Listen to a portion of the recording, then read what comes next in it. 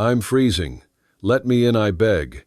But he knew the Apache girl's pleas came with a hidden price. Wyoming, November 1880. Night fell, swallowing the last rays of daylight, and the cold, like a sharp blade, cut into Elias' stone-hardened skin, piercing even through the thick, leather-lined sleeves of his coat. He sat hunched by the fireplace, the crackling of dry wood, the only sound breaking the heavy silence in his dilapidated wooden cabin, where he had lived in solitude for over a decade. He heard a strange sound, not the wind, not falling trees, but a faint, irregular crunch in the snow. He grabbed his Winchester, though his hands were no longer as steady as they once were, but instinct still guided him.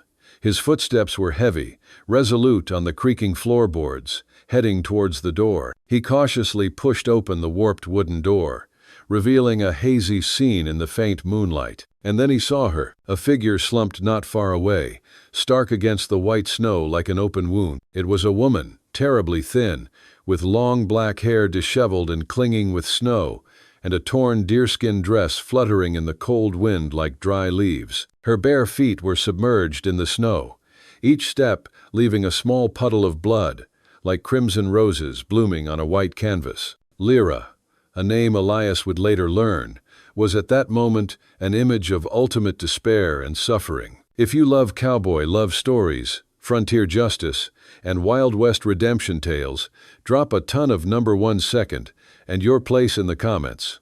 Let's ride this trail together, only on Wild West Love. Night fell, swallowing the last rays of daylight, and the cold, like a sharp blade, cut into Elias' stone-hardened skin, piercing even through the thick, leather-lined sleeves of his coat. He sat hunched by the fireplace, the crackling of dry wood the only sound breaking the heavy silence in his dilapidated wooden cabin, where he had lived in solitude for over a decade. Every crack in the wooden walls, every creak of the floorboards beneath his feet, seemed to whisper of the chill of time and the loneliness that had eaten into his very bones. Elias's eyes, usually contemplative and distant, now held an even heavier sorrow as he gazed into the flickering flames, as if searching for a phantom image that had turned to ash. Years had passed since he left the life of a bounty hunter, leaving behind dusty roads and echoing gunshots. He was no longer Stone, the cold, ruthless figure who once made even notorious outlaw gangs wary. Now, he was just Elias, a 4 or 5-year-old man with broad shoulders burdened by the weight of his past. The haunting memories of the massacres, the burned Native American villages he was once a part of, relentlessly gnawed at his soul. Each night, his sleep was torn apart by the cries of innocent people, by the images of children lost from their mothers in a sea of fire. He had lived in torment for years, not believing he deserved forgiveness, much less to save anyone. He came to this forbidden valley not to find peace, but to hide, to exile himself in isolation. "I don't want to be an invader, but I was born into that role." That phrase echoed in his mind, a silent confession no one heard. He had once thought it better to die in solitude than to face what he had done, what his bloodline had caused. The wind outside began to howl in gusts, sounding like a banshee's cry, as if weeping for lost souls. Snow fell thickly, blanketing the entire forbidden valley, turning everything into a monochromatic, blurred landscape. Elias rose, walked to the window battered by the wind, his gaze sharp as a dagger piercing through the thick snow. He heard a strange sound, not the wind, not falling trees, but a faint, irregular crunch in the snow. He grabbed his Winchester, though his hands were no longer as steady as they once were, but instinct still guided him. His footsteps were heavy, resolute on the creaking floorboards, heading towards the door. He cautiously pushed open the warped wooden door, revealing a hazy scene in the faint moonlight. And then he saw her, a figure slumped not far away, stark against the white snow like an open wound. It was a woman, terribly thin, with long black hair disheveled and clinging with snow, and a torn deerskin dress fluttering in the cold wind like dry leaves. Her bare feet were submerged in the snow, each step leaving a small puddle of blood, like crimson roses blooming on a white canvas. Lyra, A name Elias would later learn, was at that moment an image of ultimate despair and suffering. She seemed utterly exhausted, her frail hands reaching out futilely, trying to grasp the freezing air. She looked up, her dark eyes, red-rimmed from cold and exhaustion, staring directly at Elias. In that gaze, he saw a deep wariness, a smoldering hatred he was all too familiar with from countless conflicts. But alongside it, there was a raw desperation, a silent plea that needed no words. Her face was pale, parched from the cold, her cracked lips a mere bruised purple line. She was not someone intending harm. She was a dying soul. Elias hesitated. His heart was fiercely torn. On one side was the ingrained instinct for self-preservation, reminding him of the dangers hidden in this wild west. On the other was compassion, a flickering spark of humanity in his hardened soul. He remembered his father's words about survival, about being a tough man, about shutting up and getting things done. But he also remembered what he had seen, the burned villages, the innocent children, and the agonizing question, if I have to kill more people to keep her, I can't do it anymore. He had lived in shame for 20 years, not wanting to live ignobly again. Cold, please, let me in. Lyra's voice trembled, weak, barely audible, her lips cracked. She spoke in a language Elias had never heard, but he understood. She repeated it in broken English, each word seemingly forced from her dry throat. Please, let me in. Her voice was parched, breathless, not from fear, but from despair. I'm cold, please. Lyra couldn't even speak clearly, her teeth chattering uncontrollably.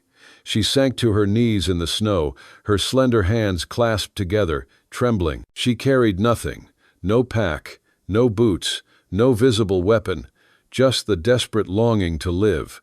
I can reward you, she whispered, her voice barely audible, like a meaningless promise from someone who had nothing left. Elias stared at her. He saw her fingers stiff and red from the cold, her toes submerged deep in the snow that must have felt like fire by now. He thought about walking back inside, bolting the door, leaving her for the blizzard to finish. No risk, no complication, just the same quiet he always kept. But he couldn't. No one deserved to die like that, alone in the snow. He had seen too much death in the war, too much brutality. He didn't want any more souls to haunt him. Instead of turning away, he stepped forward. He knelt beside her, slowly, cautiously, testing her reactions. Lyra didn't flinch. She was beyond fear, beyond even physical pain. Her face twisted slightly, not in panic, but in shame. She wasn't pleading now. She seemed to be waiting for judgment. "Can you walk?" he asked, his voice even but low.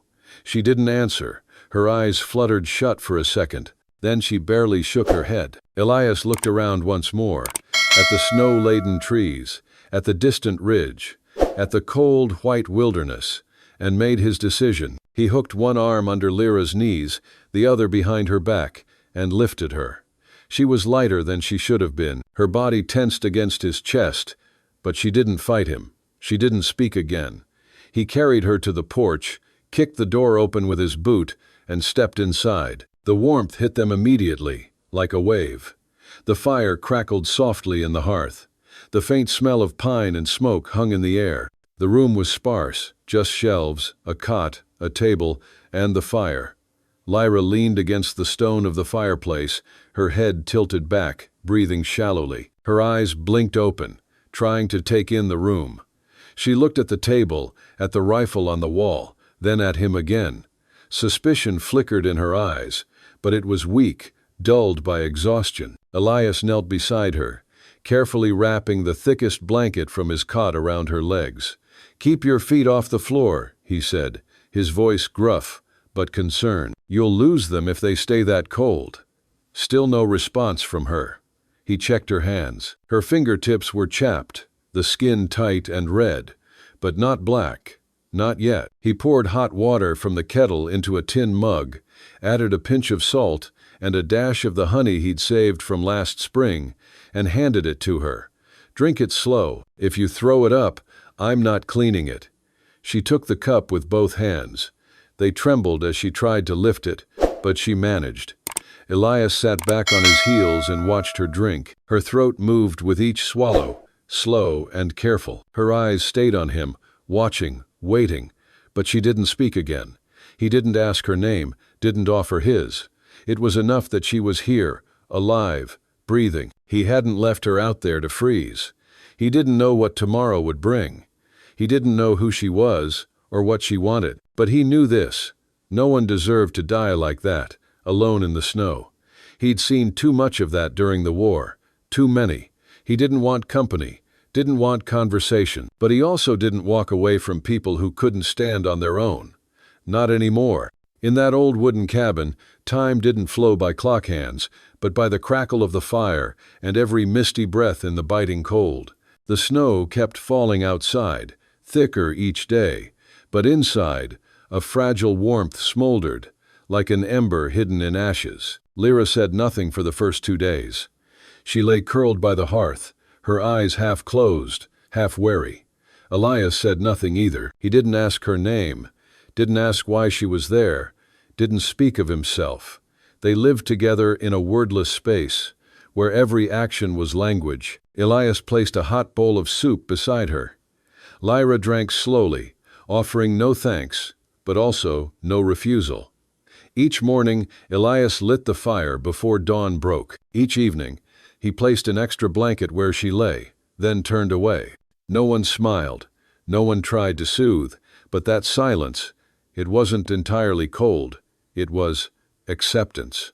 A kind of comfort that offered no touch, no spoken word, as if two souls were too weary for defense, and knew only to keep each other alive through the next snow-laden night. On the third morning, as Elias chopped wood on the porch, Lyra stepped out of the cabin for the first time. She walked slowly, one step at a time, her feet still not fully healed, wrapped in the thick wool socks Elias had given her. She asked nothing, simply bent down to pick up a small axe from the woodpile, and began to trim dried branches from a log.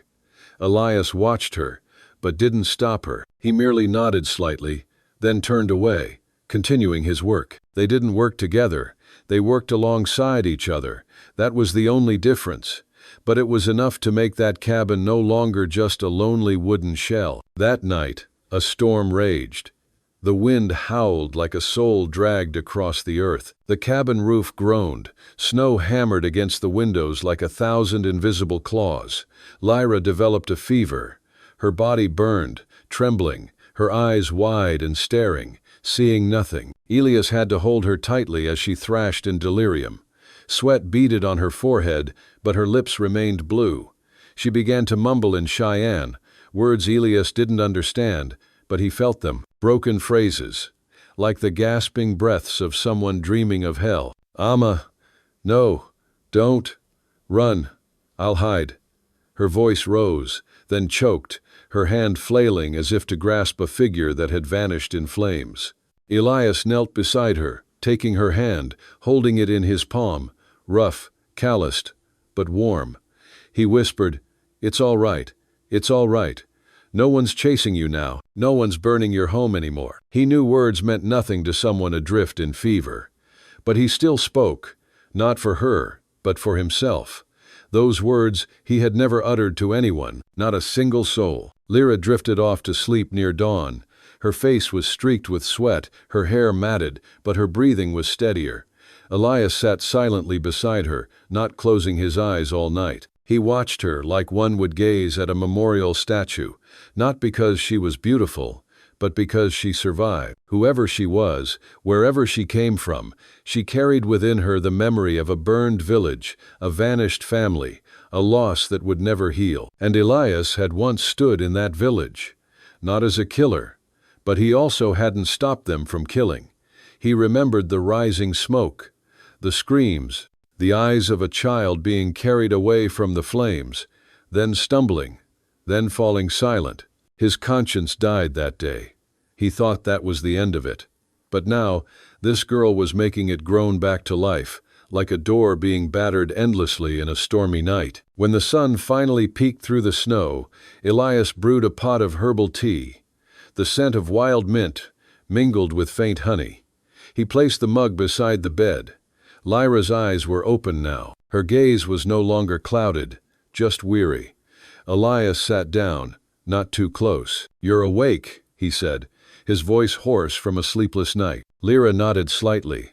Then, after a long moment, she spoke, her voice raspy as wind through dry trees. "I didn't think I'd wake up again." "You almost didn't," Elias replied, adding no softness to his tone. But that very bluntness made Lyra find him real. She looked at him for a long time, then softly asked, "Why didn't you let me die?" Elias didn't answer immediately. He looked into the tea mug in her hand, then into the still smoldering fire. After a moment, he slowly said, "Because I've let too many people die already." Lyra didn't ask further, didn't thank him, but she took the mug of tea, brought it to her lips, and took a slow sip. That evening, she voluntarily gathered firewood. No one asked her to. Elias noticed, but said nothing. He simply placed an extra piece of cornbread beside her bowl of soup. She ate, making no comment.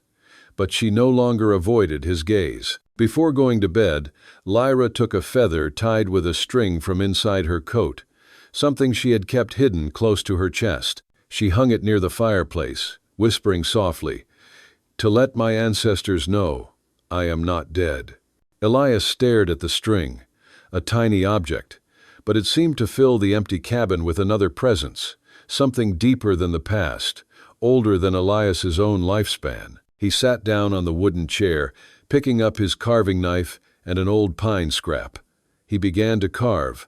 The blade glided over the wood like a prayer, and for the first time in years, his hands didn't tremble. The thaw came slower than usual this year. Patches of white clung stubbornly to the cabin roof and halfway down the slopes, like memories unwilling to leave. The wind no longer howled like a lament, but softened, turning into a whisper through the pine forest. In that gentleness, something was shifting, not just in the weather, but within Elias and Lyra. No one said we are in love, but love here didn't need a name. It seeped into every breath, every gaze that lingered longer than necessary, every accidental touch of hands at the table's edge, every faint smile when Elias offered Lyra a dull knife with a gruff, "Needs sharpening." Lyra began to weave fibers from dried forest vines, crafting a delicate screen to hang near the window, filtering the sunlight. "The light shouldn't enter the cabin like a spear," she murmured.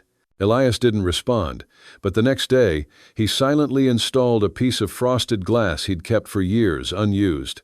The light now thin as breath, warm enough but not blinding. They no longer lived parallel lives. They lived interwoven. And in each overlapping thread, fragments of feeling gathered into something akin to happiness, fragile, precarious, yet real. But the Forbidden Valley, no matter how tranquil, couldn't forever be a fortress for two souls cast out by the world. Whispers began to leak from the trapper who occasionally traded dried rations for salt. A white man, once a bounty hunter, now living with a Cheyenne squaw, silent as stone. From the telling, contempt clung like old bloodstains on the unmelted snow. One afternoon, when the sun hung so low it painted the distant mountains red, they arrived. 6 men, on horseback, clad in gray wool coats, faces muffled against the wind, but their eyes brazen. Leading them was Travis Clay, a man who had almost met his end at Elias's gun barrel years ago. But today, he hadn't come to collect a debt. He had come to cleanse. Elias saw them from a distance, shadows moving like vultures skimming the earth. He set down his pickaxe, dusted off his hands, and stepped into the cabin. Lyra was cutting firewood, her dark hair reflecting the shimmering golden light of the late afternoon. "Company's here," Elias said. Lyra looked up. In her eyes, there was no panic, only the stillness of a frozen lake. She knew this day would come. People like her were never allowed to exist in Elias's world, at least not openly. They stood side by side as the riders drew near. The snow crunched under iron hooves. Travis flashed a sneering smile. Well, never thought you'd actually bring that thing back here, Stone. I thought you knew what they were." "They are people," Elias said, his voice deep and steady as rocks grinding in the earth. "People, huh?" Travis sneered. People don't bite holes in my horses' necks in the night. People don't burn down churches and cleanse white children. People don't trespass on our land." Elias didn't budge. Lyra still stood behind him, but her shoulders didn't tremble. She looked at Travis like one would look at a ghost, unafraid, only disgusted. Elias felt it, and for the first time in his life, he felt the need to protect someone not out of honor, but out of love. "I lost one woman because of this gun," Elias said, lifting his Winchester, removing the magazine, and tossing it aside. "I'm not losing a second." Travis dismounted, advancing towards them, his hand gripping the butt of the pistol at his hip. Elias didn't move, not because he wasn't afraid, but because he had already died once, and today he chose to live justly. "Men like you have no right to keep anything from us," Travis hissed. "You think this savage loves you? They only pretend. They have no soul." At that moment, Lyra stepped out from behind Elias. She stood facing Travis, the afternoon sun painting her cold, pale face golden. She didn't scream. She didn't speak. She simply pulled a small piece of carved eagle hide from her wrist, the tribe's symbol, and placed it over her heart. "You don't need to know if I have a soul," she said slowly, her English blending with the wind, gritted out through clenched teeth. "Because I know who I am, and you will never know what it feels like to be loved." No one spoke. The wind ceased. The sun seemed to be pulled down behind the mountains too quickly, leaving blood-red light bleeding across the snow. Elias placed a hand on Lyra's shoulder, saying nothing, but the entire sky seemed to sigh in that silence. Travis didn't shoot, perhaps because he wasn't sure he'd survive if he did, or perhaps because for the first time he saw that Elias's eyes no longer feared sin, but only feared living if he lost Lyra. They turned and rode away, without a word of farewell. But Elias and Lyra knew, tomorrow, or the day after, more would come. When they re-entered the cabin, Lyra stood silently by the door. Elias brewed tea, but she didn't drink. She looked at him for a long time, then whispered softly, "You know, I never thought I'd feel safe near a white man, but I'm more afraid now to think I might lose you." Elias set the tea mug down, slumping into his chair, his gaze seeking refuge in the fire. "I never thought I deserved anyone to say that to me," he murmured, as if speaking to the flames or to his own guilt. They didn't kiss, no one cried.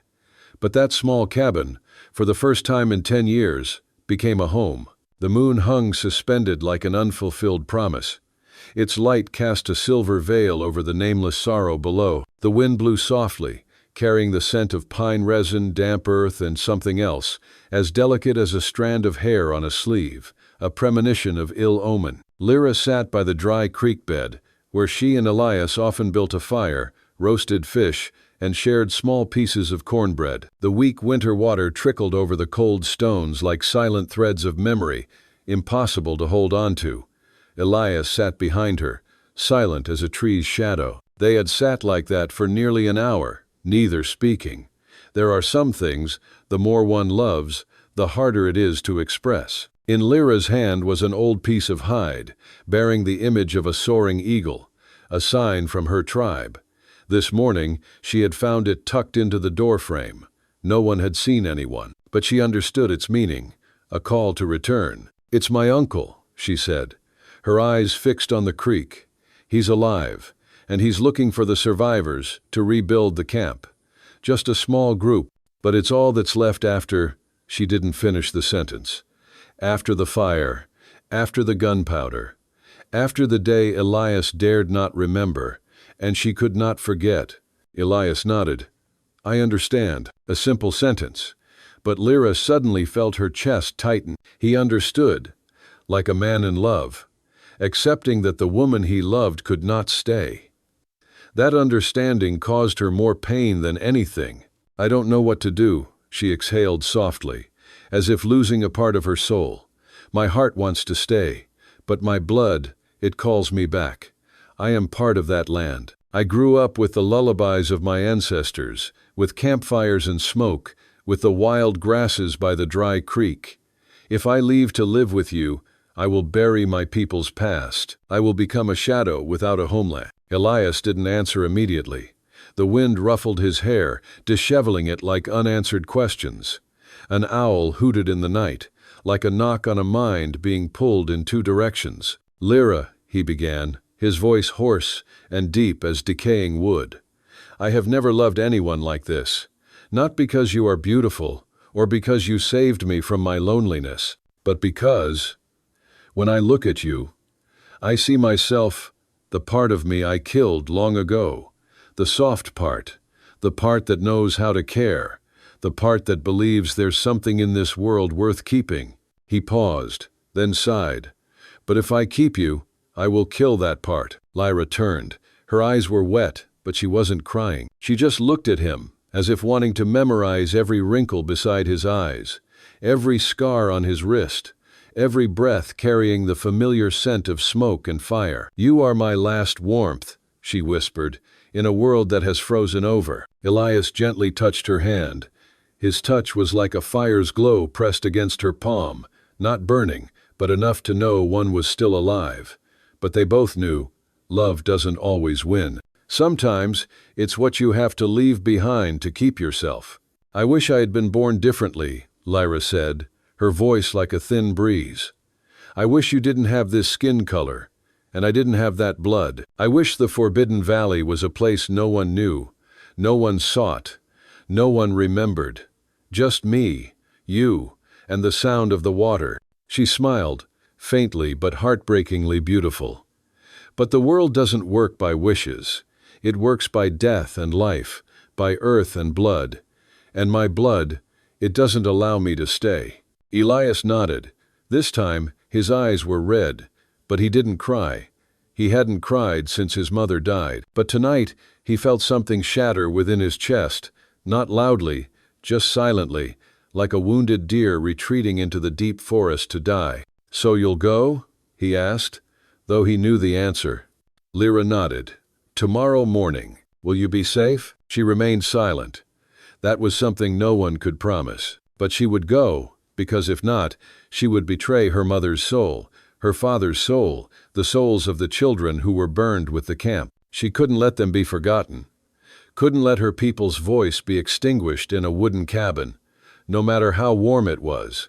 "I don't need a lifetime with you," Elias said, his voice choked, but resolute. "I just needed one moment, and I had it." Lyra stood up.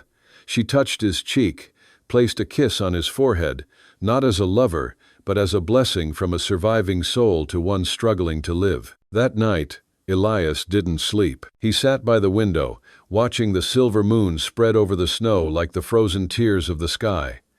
Every breath he took carried Lyra's scent, of herbs, of smoke, and of the silence full of understanding. He carved a half-finished wooden figurine, not an eagle as usual, but the figure of a woman standing amidst flames, yet unburnt. She was Lyra. And she would leave in the morning. The snow returned at dawn, silently, as if the sky was trying to soothe a farewell that neither earth nor heaven wished to witness. The snowflakes fell thick yet soft, not howling like a scream, but merely accumulating in quiet layers, like unspoken words. Elias woke before the sun rose. He didn't light the fire as usual. The cabin was colder than any other day, yet he felt no chill. He only felt empty, like a cave that had just lost the soul jewel from its heart. Lyra had folded the blanket neatly.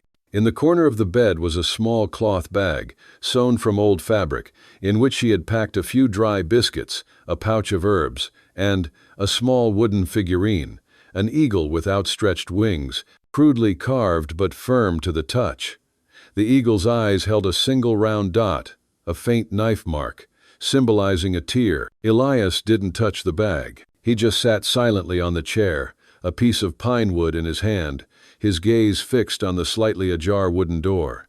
Beyond it lay the world, and Lyra's footsteps slowly fading in the fresh layer of snow. She didn't turn back, not because she was cold, but because she understood, if she turned back, if she looked into Elias's eyes, she wouldn't be able to leave. And Elias understood that. He didn't chase after her, didn't call out. He had once been a man who took everything by the gun, but today, he learned to let go with his entire heart. 2 seasons passed. The forbidden valley transformed silently, like Elias, outwardly silent and hardened, but deep inside, something still faintly smoldered. He continued to live, not by mere survival instinct, as he had 10 years ago, but by a purpose no one could see. Every morning, Elias would rise early, go into the forest, chop pine wood, build a fire, and brew mint tea, though there was no one left to share it with. Yet he still prepared 2 mugs. One he placed before an empty chair, like a sacred ritual he himself couldn't explain. Perhaps it was the only way to keep his heart from freezing over again. He no longer hunted bounties, nor did he live in complete isolation. Once a month, he would ride his horse to the small town at the foot of the mountains, not to buy bullets, but to trade herbs, cough medicine, and wooden carvings. He had started carving after Lyra left, not for art, but because it was the only way to keep his hands from trembling and his heart from breaking. The first carving was an eagle, the sacred animal of her tribe. Then came a mother bear, a fawn, a woman sitting by the fire, braiding her hair with her left hand, exactly like Lyra. The children in town loved those carvings. A red-haired little girl once asked, "Mister, do you make these animals to sell?" Elias shook his head. I tell stories with my hands." 3 years later, one summer afternoon, a gentle rain fell, rare in that parched land. Elias was sawing a large log when he heard small footsteps treading on dry leaves. He turned. It was a Native American boy, about 10 years old, thin, with long dark hair and deep-set eyes. He was soaked, carrying a small cloth bag on his shoulder, his gaze unafraid but full of curiosity. "Are you lost?" Elias asked. The boy nodded. "I followed a bird. But then I couldn't find my mother anymore." Elias didn't ask further. He led the boy into the cabin, gave him honeyed tea, and wrapped him in a blanket. That night, the boy slept on the bench. Elias sat by the hearth, carving knife in hand, with a new piece of wood. He didn't know what he would carve, but his hands began to move. The next morning, when the boy woke up, he saw the old silver-haired man sitting by the window, carving a figurine of an eagle with outstretched wings, this time with a small feather falling from its right wing. "What are you doing?" the boy asked. Elias didn't look up. "Telling a story." "What story?" "About a woman who walked through snow, who loved, and who taught a foolish old man how to put down his gun to save his soul." The boy was silent, then suddenly asked, as if by intuition, "Was her name Lyra?" Elias looked up. His hand paused. A thin gust of wind blew through the crack in the door. "How do you know?" "Because my mother told me." She said, "If one day you lose your way, follow the eagle. It will lead you to a wise old man who tells stories with wood." Elias didn't answer, but within him, something shattered, not loudly, not painfully, but like the sound of a creek returning after a drought. The boy didn't stay. The next day, his mother arrived, a Native American woman, her face weathered by the sun, her eyes sharp like Lyra's once were. It wasn't Lyra, but something in her slight nod, in the way she looked at Elias, let him know Lyra was still alive, and she still remembered. As the mother and son left, Elias gave the boy another eagle carving, this time without the tear.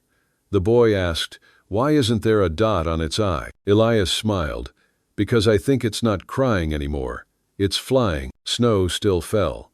Not as heavily as the night Lyra appeared, but each flake landing on the cabin roof made Elias flinch. He sat there, by the wooden window frame, a mug of long cold tea in his hand, his eyes fixed on the vast misty whiteness of the valley. The wind gently swayed the shutter, emitting a familiar creak. The house remained the same, warm, tidy, and quiet. Only now, it lacked the warmth of a woman's presence.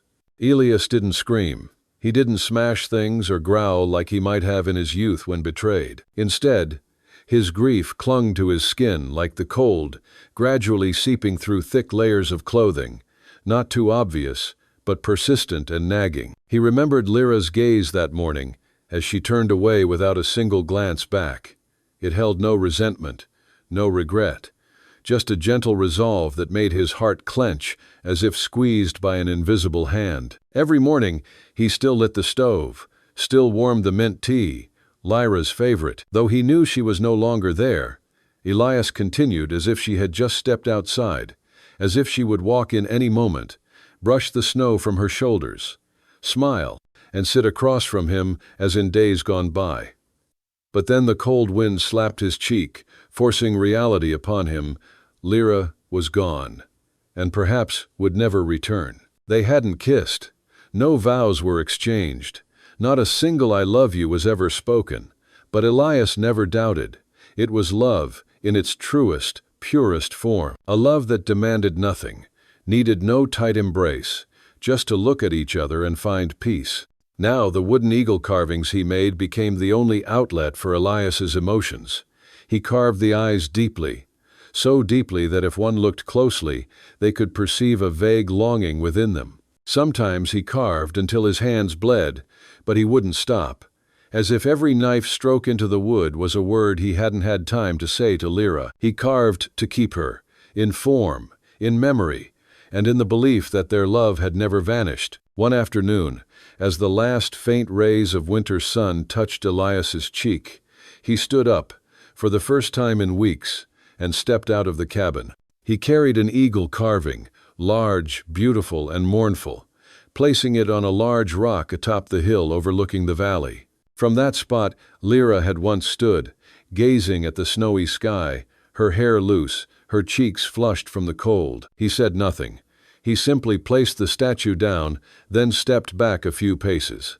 The wind picked up, rustling through the dry grass like unheard whispers. Elias clasped his hands, closed his eyes, and let his longing break free in silence. And when he opened his eyes, he didn't hope to see Lyra return. He only hoped that somewhere, amidst the wild mountains, amidst the tribe that had cast her out, amidst all that she chose to preserve, Lyra might occasionally remember the wooden cabin, remember him, and remember the snowy days when two lost souls had touched the last warmth. In the heart of the valley, spring was coming.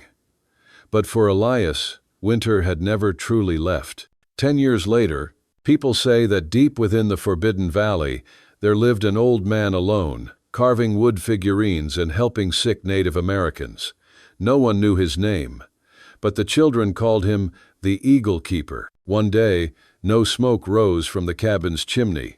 When a trapper knocked on the door, there was no answer. He stepped inside and found Elias lying on the chair near the fireplace, his eyes closed, a faint smile still lingering on his lips. In his hand was an unfinished carving, the figure of a woman standing in a forest, her hair long, her gaze distant.